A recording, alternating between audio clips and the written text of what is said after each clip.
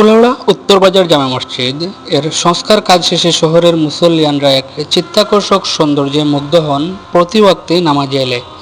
শুক্রবার জুমার নামাজ সংস্কার কাজের জন্য নিচতলায় বাদ দিয়ে দীর্ঘদিন শুধু দ্বিতীয় তলায় আদায়ের পর পুনরায় নিচের তলায় নামাজ আদায়ের জন্য উন্মুক্ত করা হয়।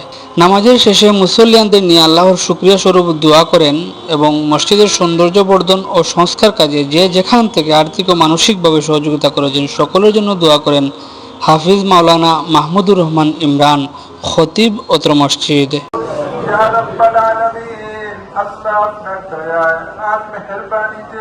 আপনার বান্দা সহযোগিতায় আল্লাহ মসজিদের সংস্কার কাজ শেষ করিয়া আল্লাহ আজকে আমরা জুমার নামাজ আদায় করলাম। আল্লাহ গুনাহ করার তৌফিক দান করো, আপনার নাফরমানি থেকে আমরা হেফাজত করো, আপনার দিলের মধ্যে আপনার ডর আর ভয়ের পয়দা করে দেও।